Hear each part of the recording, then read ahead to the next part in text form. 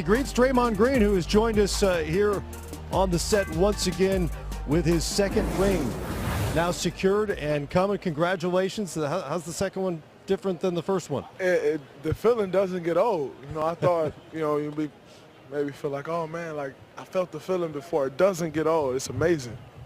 Durant winds up as the Finals MVP. Looking back on the season, what was the turning point where you knew, okay, we've somehow incorporated all these star players, including one of the great scorers in NBA history, but maintained our identity as a selfless sort of team?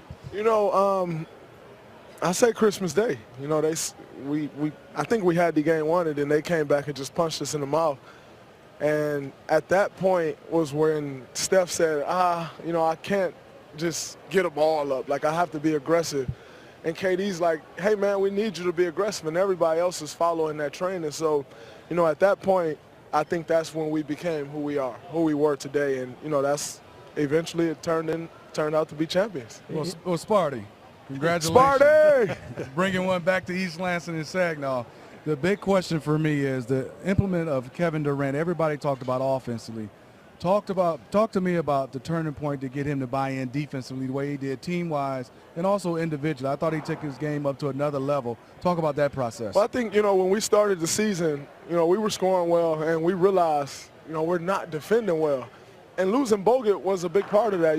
It wasn't the same type of rim protection. And, I pulled K to the side one day in practice and I said, hey, man, I need you to be with me on that defensive side of basketball. And he said, say no more. And from that point on, he was locked in, blocking shots, changing the game on the defensive side where, you always hear this two-way player thing. And he's never mentioned. But yet we got the best scorer in the league and, one of the best defenders in the league, and he's never mentioned in that category. I think he solidified that. With some rest, Draymond, coming into the finals before you knew that Cleveland was going to be your matchup, is there something that you did for yourself to take some time realizing the opportunity, how fortuitous it was that you were going to face Cleveland again, have an opportunity to come back after what happened last year in the finals, for you to make an impact, to make somewhat in terms of winning the title amends for last year? Did you do anything prior to the series at all, or was it just let's get started? I just I took a day. I flew down to LA and I just sat by the pool, and just tried to clear my mind of everything and, just lock in on the task at hand. I knew we were playing Cleveland, so it was no surprise. Like, oh, man, we're going to wait and see who's going to come out the East. Like, we knew Cleveland was coming out the East now. It took a game more than what we thought it would take, but we knew they were coming. So we were locked in on that and, tried to get away from the game for a couple of days, and then we locked back in. And it was a focus level that I've never seen before. When I looked at KD, I had never seen anything like that before. I looked at Steph. I had never seen anybody locked in like that before. I knew we were going to win when I saw the way that they were locked in. Draymond, before the series started, there was an old interview about if you were to play Cleveland in this year's final. That was new. That was new? Because that feeling never changed. Okay, the interview. My question, are you happy? I mean, were you pleased with how you guys played overall? Was it you wanted to annihilate them? Do you feel like you guys did that? I think we did. Yeah. We won the first 2 games by 20, right. And we had to go take one, in game 3, and then game 4, they annihilated us. But then game 5, we came back, and I think we did that, and that was the goal from the jump. It was everybody said, "Oh man, why would you say that?" I'm going to say what I feel I need to say and how I feel.